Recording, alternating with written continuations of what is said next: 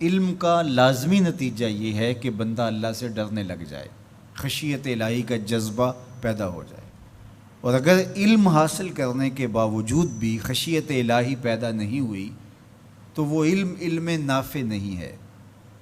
وہ علم معلومات کا ذخیرہ تو ہے، لیکن العلم نور فی قلب المومن، جو فرمایا گیا علم مومن کے سینے کا اجالا ہے، اس کے قلب کا نور ہے، اس کے باطن کی روشنی ہے۔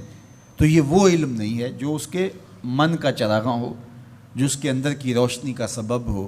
تو وہ علم ہی نہیں ہے جو اللہ سے جوڑتا نہیں ہے، جو اللہ کی خشیت، اللہ کا خوف، اللہ کے احکامات پر عمل پیرا ہونے کا جذبہ نہیں دیتا ہے۔ تو کہا انما یخشی اللہ من عبادہ العلماء۔ حضرت امام غزالی علیہ الرحمہ نے بڑی خوبصورت بات کی۔ آپ نے 4 مراتب بیان فرمائے۔ الناس کلہم موتا الا العلماء، تمام لوگ مردہ ہیں لیکن علماء زندہ ہیں۔ زندگی علم کے دم سے ہے، علم ہے تو زندگی ہے، علم نہیں ہے تو زمین پہ چلتا پھرتا، کھاتا پیتا، بیٹھتا اٹھتا، باتیں کرتا ہوا مردہ ہے۔ علم ہی حیات ہے، علم ہی زندگی ہے، علم ہی انسانیت کا جوہر ہے۔ جس طرح آسمان پہ آپ کو ستارے چمکتے ہوئے نظر آتے ہیں، زمین کے ستارے اہل علم ہیں، ان کے دم سے ظلمتیں چھٹتی ہیں، نور پھیلتا ہے اور بزم عالم کہکشاؤں کی طرح سجی ہوئی دکھائی دیتی ہے۔ علم کے چراغ بجھ جائیں تو دنیا کے اوپر اندھیرا چھا جائے۔ تو زندگی کا سارا جمال علم کی وجہ سے ہے۔ زندگی علم ہے، جمال علم ہے، دنیا کا نور علم ہے۔ سارا چراغاں، ساری کہکشائیں، سارے اجالے، ساری روشنیاں، ساری کنادیل علم اور علماء کی وجہ سے ہی ہیں۔ تو فرمایا الناس کلہم موتا، لوگ مردہ ہیں الا العلماء، علماء زندہ ہیں۔ اب علماء تو خوش ہو گئے کہ ہم زندہ ہیں، طلباء بھی خوش ہو گئے کہ ہم زندگی اور نور حاصل کر رہے ہیں۔ لیکن امام غزالی نے دوسری بات کی، والعلماء کلہم نیام الا العاملین، علماء سوئے ہوئے ہیں، جاگتے وہ ہیں جو اپنے علم پہ عمل بھی کرتے۔ جو نیند ہے، النوم اخت الموت، یہ موت کی بہن ہے۔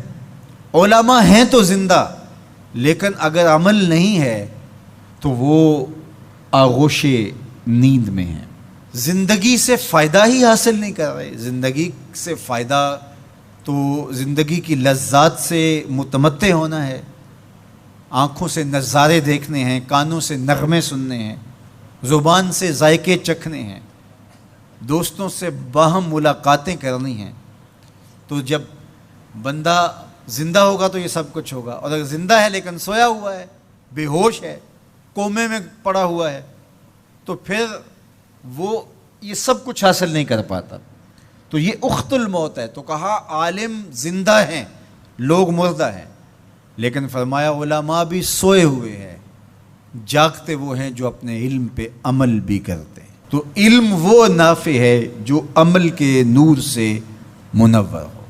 امام غزالی نے تیسری بات ارشاد فرمائی، والعاملون کلہم فی خسران الا المخلصین، سارے عمل کرنے والے بھی خسارے میں ہیں، گھاٹے میں ہیں، لیکن خسارے سے بچے وہ ہیں جو عمل محض اللہ کی رضا کے لیے کرتے ہیں۔ مخلص ہی محفوظ ہیں، ورنہ علم بھی پڑھا، اس پر عمل بھی کیا، لیکن عمل لوگوں کے دکھلاوے کے لیے تھا، عمل کسی کو خوش کرنے کے لیے تھا، استاد کے ڈر کی وجہ سے تھا، ماں باپ کو خوش کرنے کے لیے تھا، اللہ کی رضا مقصود نہیں تھی۔